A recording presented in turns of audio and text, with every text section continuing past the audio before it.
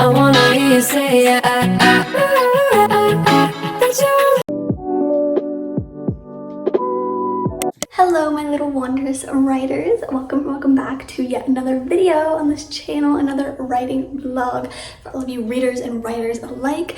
My name is Marcelina. I am a 16-year-old indie author. I have self-published 2 books to date. These are both standalones, YA mystery romances. You can find them both on Amazon, Kindle Unlimited, and Barnes & Noble. Amazon as a paperback and ebook, and then obviously on Kindle Unlimited, and then Barnes & Noble as a paperback only.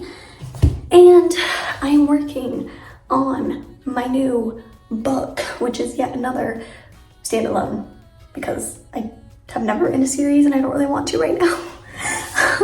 I just like the short and sweet, like a whole arc is wrapped up, but it is also a YA mystery romance, although it is probably gonna be my like darkest book in the sense, not necessarily of triggers, but it's more on the psychological thriller side, slasher, scream movies. That's kind of the vibe I'm going for. Just think 20 kids at a summer camp, only 2 come out alive. And I actually have been thinking of like an official tagline that will go on the cover. This is what I have so far, so you can pause to read that, but that's kind of like what I'm thinking as the hook. So if you're not yet sold on this book, maybe that will convince you. That's like a little extra. But this book also has childhood friends to lovers. There's an unreliable narrator, a copycat killer, and lots and lots of plot twists for you to sink your teeth into. So it is called Two Hearts in the Crossfire. It will be released in all of those formats, plus a bunch more vendors nationwide and internationally on June 25th of 2027. And we're writing the first draft right now. My main goal is to have this entire draft done, which I estimate to be about 100,000 word manuscript by August 1st. So I have almost exactly a month. Little less than a month to finish this. 100,000 words.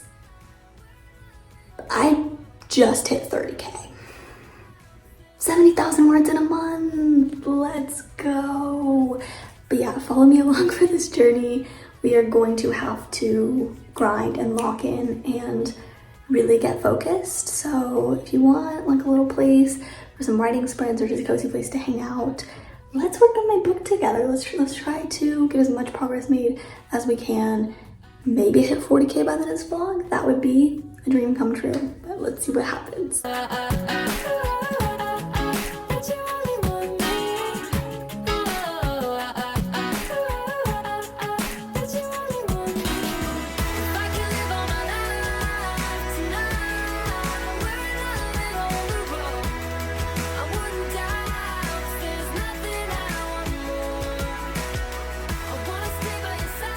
So, after that last clip, I think you have to admit, I think we can all admit that writing 3,752 words in a singular day, not my 2026 bingo card. On July 1st, nonetheless, which is really funny because the entire like last week and a half of June, I was writing, my average was like 600 words a day. And then July hits and it's like, oh my gosh, it's like this veil has been removed and it's like I'm getting teleported to this new magical land and this is so exciting. I think I kind of knew that was gonna happen because I kept looking at my word count and I just remember I had written a little like the morning of, so I'd already provided myself that, and then I hit 30K like afternoonish, but then I was like, I still feel strong. I still felt like not tired. I could keep going. And then before I knew it, I was at 32K. So I knew it was at least 2,000 because 30 to 32K. But I didn't factor in exactly how much. I wrote so much. And the crazy thing is every single thing I wrote, it's starting to speed up. I'm writing like plot twist after plot twist.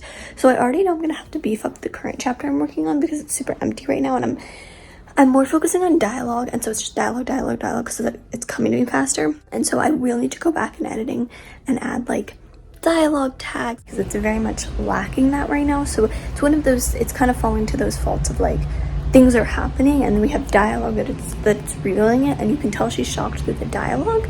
But obviously a normal person, especially because this book is first person POV, she would be thinking about this in her head. Like she has no shock factor mentally, which she would have more so than what she's saying verbally, especially because Athena is an introvert, so she does do a lot more like emotion in her head versus what she says out loud because she is a little bit socially awkward and shy and quiet, which is fine, it's me. But so I feel like I don't have enough just because I don't want to slow down the pacing because I'm like really into this part that I'm writing right now. So we're gonna have to add that, but I don't really care because the fact that we wrote almost 4,000 words yesterday. Oh, also I should mention, I don't know why I didn't mention that, that's my best writing day. I don't know why I just didn't start with that, but that is my best writing day ever since I started writing Towards in the Crossfire. My second best writing day, I think, let's go check. I need to go check my pacemaker word tracker. I'm pretty sure it was May 28th. Let's see. So I'm on the tab right here, and it looks like, okay, I only hit 3,000 words one other day. Only hit 3,000. You know what I mean? I don't mean to sound like bragging to anybody. I just like, this used to be my average last year, so I gotta get back into that. The second best time, my second best writing day other than yesterday was May 28th. May 28th. Yesterday was July 1st. It's been just a minute, just a hot second. And even that I didn't compare. I wrote 3,098 words, which is nothing like 3,752. So we definitely broke my own records, and yeah, that's our best writing day. So I'm so excited. I wonder if I can beat it. Well, actually, I do plan to do a 10K day to end this book, so we'll see. But I don't know. I'm super happy with that, and it'll definitely go down in the record books for sure.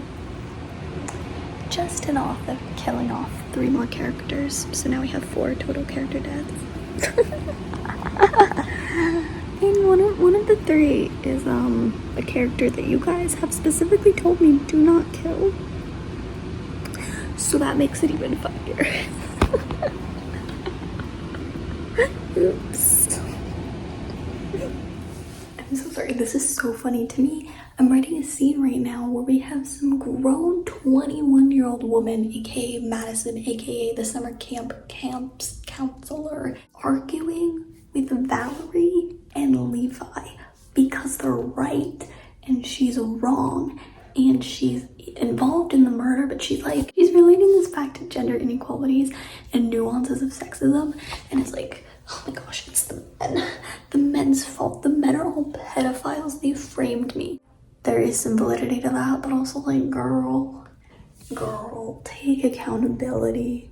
And then meanwhile, I just imagine as I'm writing this scene, Jacob just standing off to the side being like, clock it, yeah, go girl, I agree with you.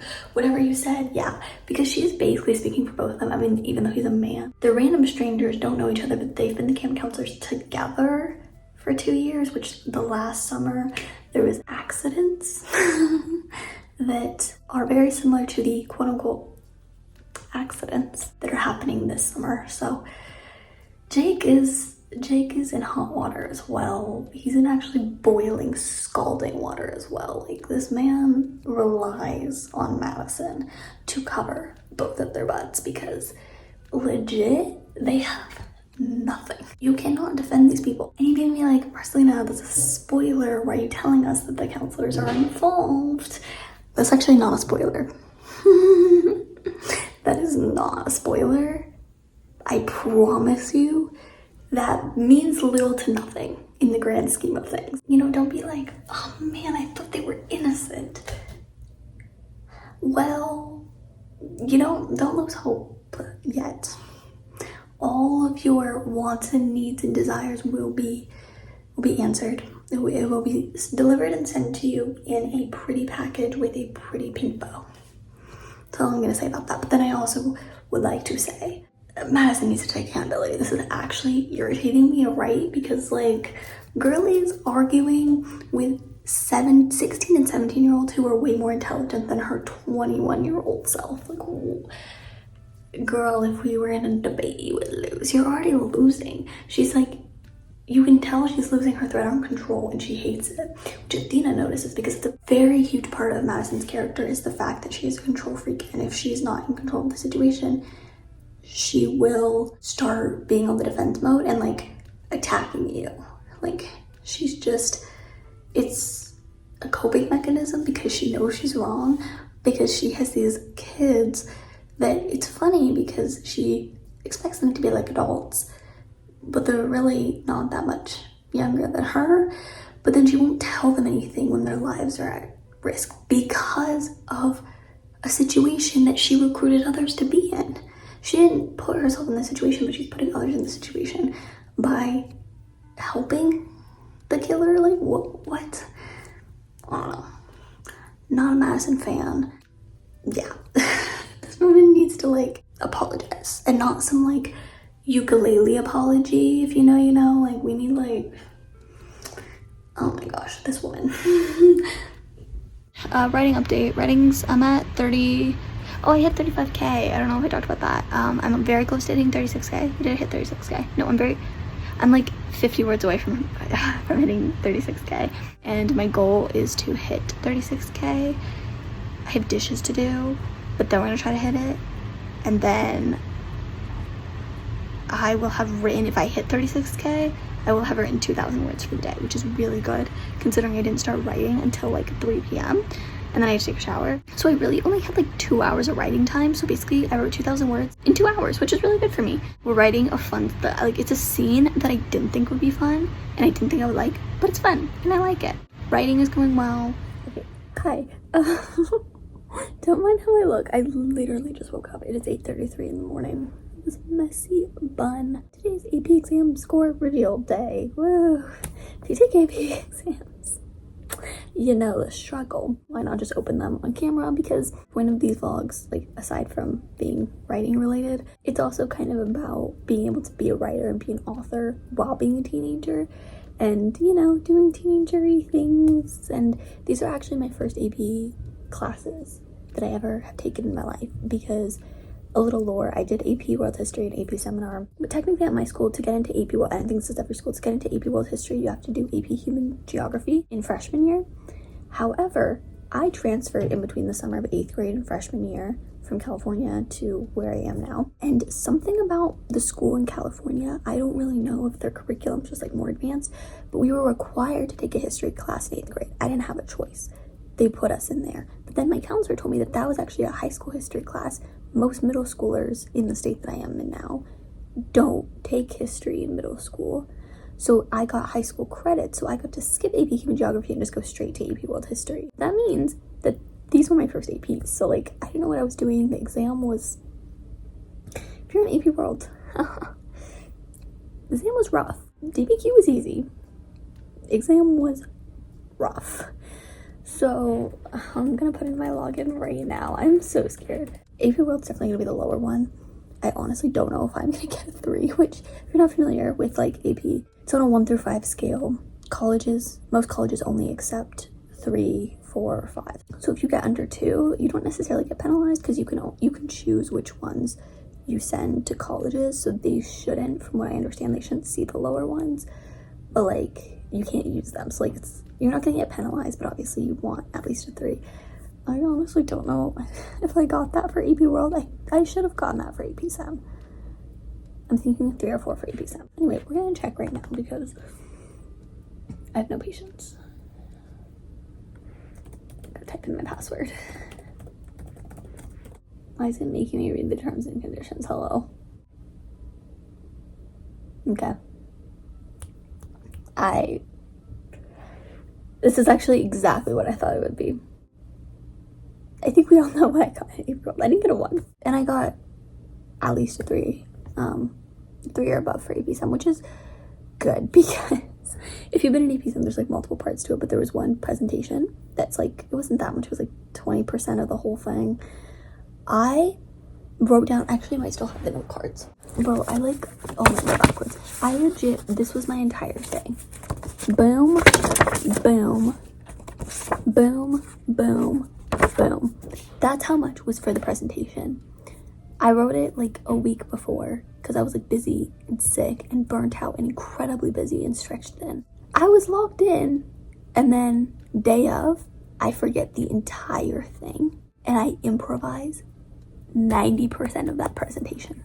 I was just speaking. I was all of this out the window. I didn't even use any of that. I just started speaking for mine because it was a research project that we spent like 3 months on. Like we had to research it, compile the data, write a report, do a presentation. Like what I'm trying to say is like it was based off of a lot of things that I had just known enough for me to just speak freely about.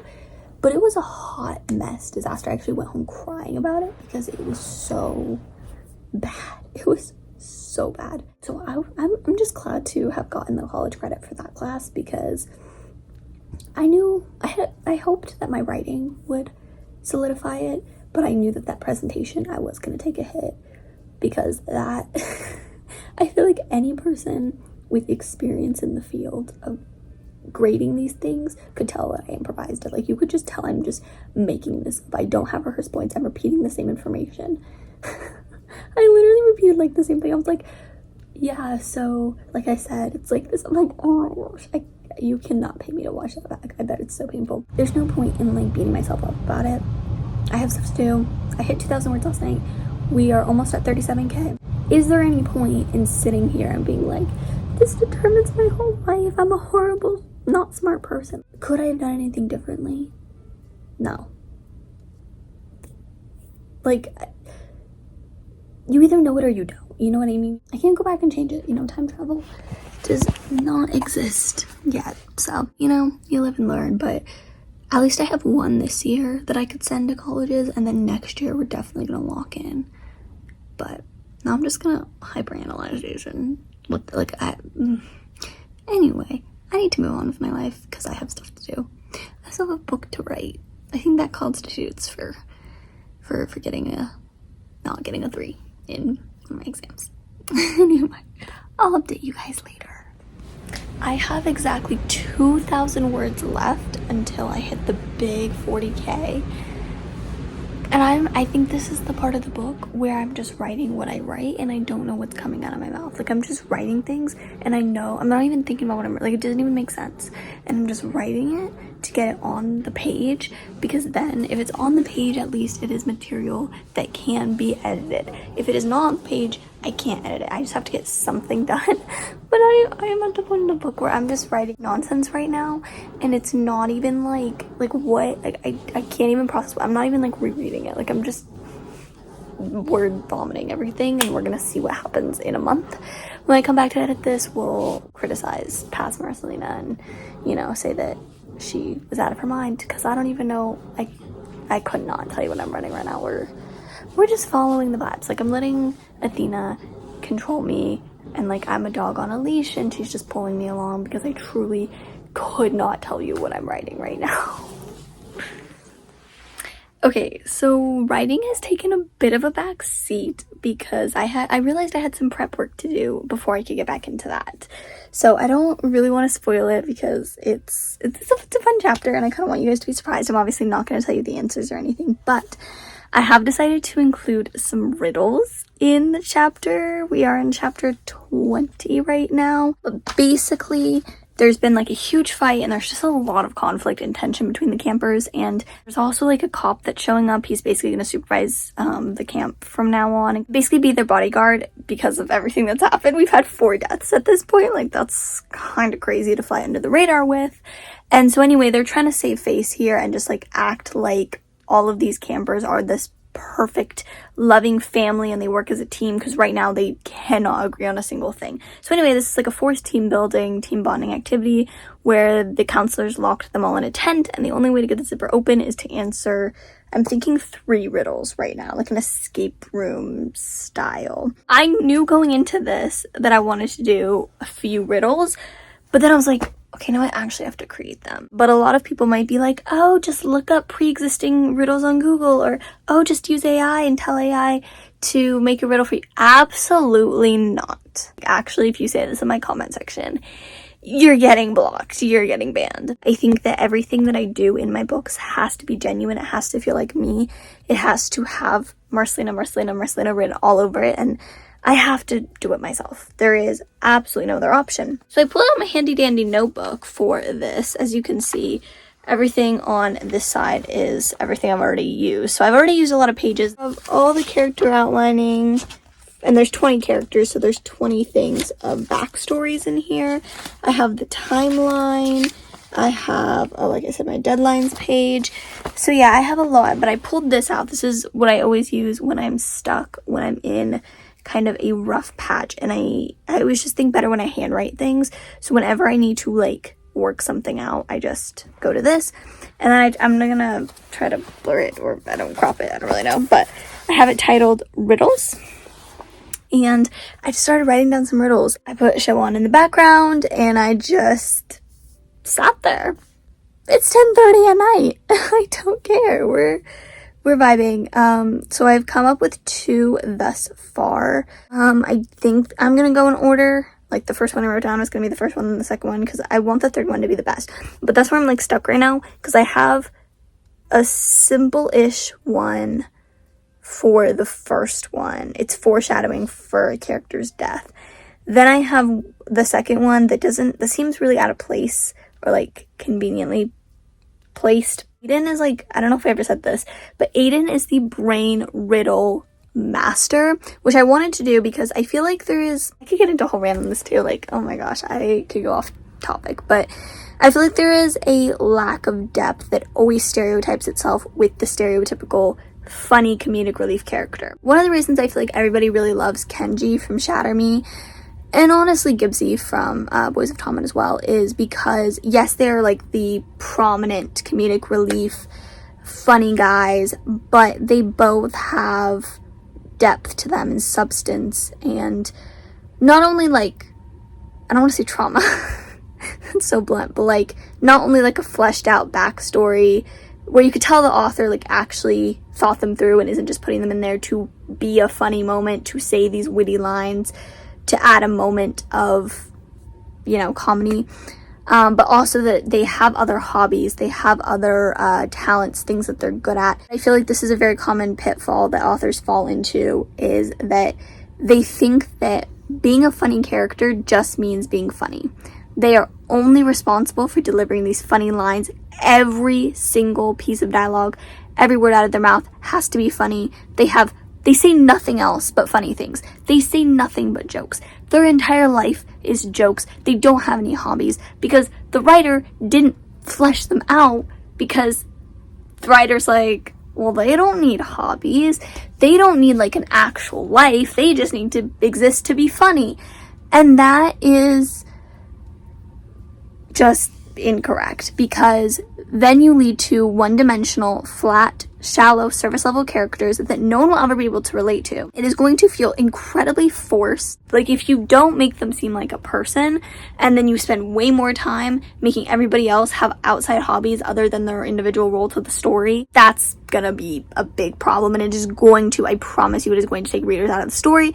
It is going to just make that entire scene, even if the character says the most clever, funny piece of dialogue, you came up with the best line ever, readers are not going to feel it in their soul, because there is no depth there, to put it simply. It's just as easy as that. So anyway, sorry, I'm like the tangent queen. I cannot stay on the topic. I'm really sorry. But basically my entire point of that was to say that I didn't want Aiden to fall into that trap. I didn't want him to just be another like witty, comical, like sarcastic jokester class clown guy, because that is very needed, and I think it's in this like really tense horror slasher thriller, everyone's getting murdered left and right, like that's needed. But also it's like, okay, I needed to flesh him out, so I did outline him. I spent a long time, and so he does have a lot of other hobbies, and that's kind of his like secret thing, is everybody looks at him and then they make this whole judgment, this preconceived notion that he's like your typical middle school boy, immature, brain rot, you know, he's the class clown, like jokester, can never be serious, blah blah blah. So people assume that, but then he has this like secret side because he is obsessed with brain puzzles and brain teasers, and he is like the chess master. He's really good at riddles and solving, yeah, things like that. Really good at crosswords and word searches. Like, that is his jam. It's actually what he does in his free time. Like, you would never expect that someone like that could be so like brainy and intelligent, but you know, I also wanted to kind of do a little bit of a message that sometimes what you assume about people based on maybe one persona or one facade that they show isn't who they really are. And I have a lot of personal experience with that, not to get too personal, but it's like a lot of people bully me because they think I'm, you know, I have horrible social anxiety, and I also like, if you're mean to me at first, I'm going to be a lot quieter, so they just assume I'm some like mute girl who doesn't speak, who doesn't have a personality, who is just like naive and ignorant and boring and has no personality, blah blah blah. But then anyone who knows me from my vlogs, I'm chaotic, I talk a lot, I write really really really dark books, so I don't know if I'm boring.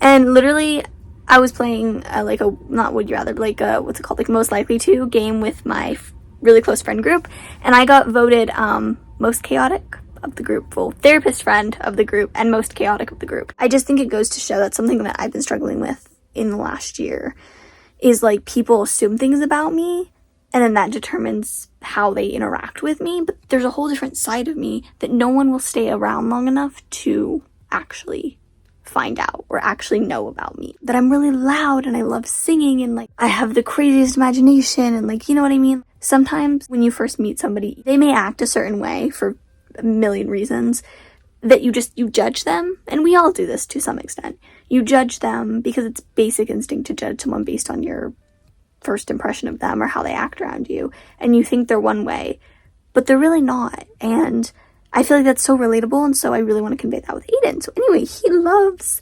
himself some riddles, so he's kind of carrying completely for everybody, like on his back. Give him his flowers and applause, because this man is doing the most for everybody. Like, they would not have gotten out of that tent. I guess, spoiler, they got out of the tent eventually.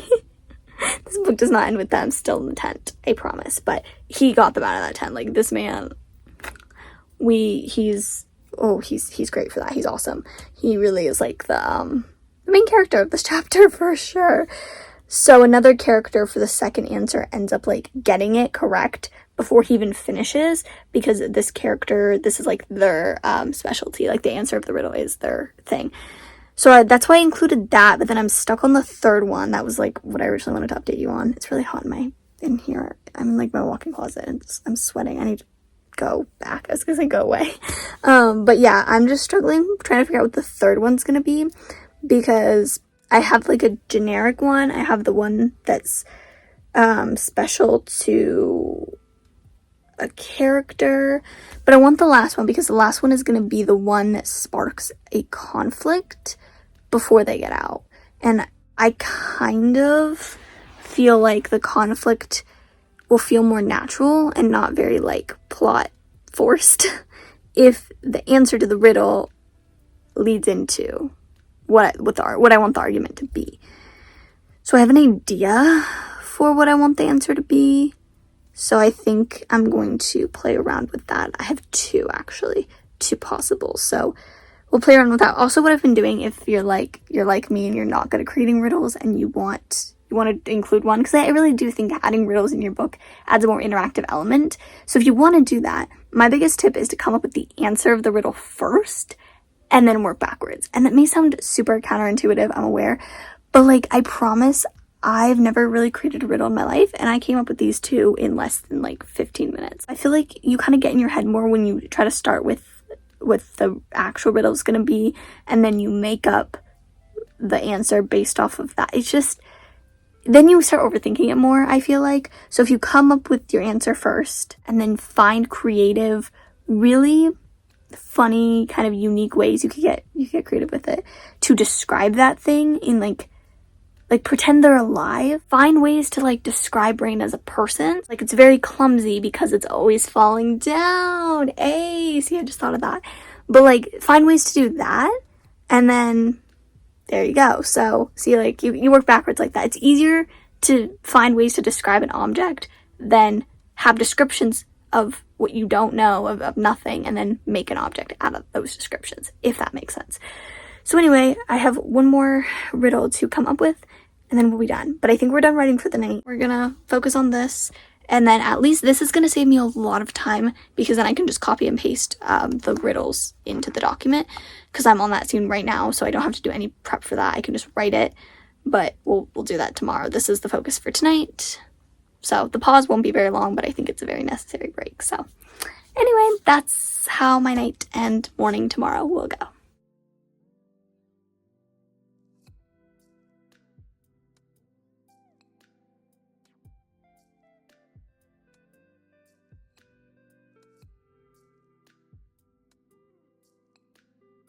And just like that, just as I thought I had made this like invisible promise to myself that I was going to wait to end this video until I hit 40,000 words.